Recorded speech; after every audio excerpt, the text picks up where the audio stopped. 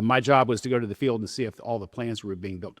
The houses were matching the plans that were approved by the committee. And so I was in the field and I saw every stage of construction all at once. So foundation, framing, trim, whatever. And lo and behold, I actually did a pretty good job of it, because I would show up, like one time I showed up at a job and I said, oh my gosh, they're framing the roof at the wrong pitch. I called the framer over. They had put up about 6 or 7 rafters.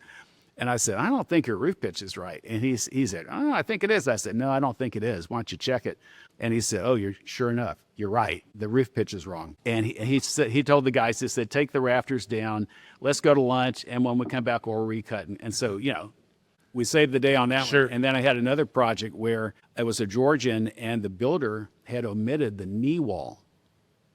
And so then that's like, it was going to ruin the architecture of the house, because then the cornice was not going to be as heavy as what it was supposed to be. And I won't name him, but I went over to him and I said, I think you've forgotten the knee wall. And he looked up, he said, yeah, we sure did. I said, well, I need you to put it in. He said, I'm not doing that. He said, if you ever walk on one of my jobs again and talk to me like that, he says, I'm going to hit you over the head with a hammer and throw you in the trash hole.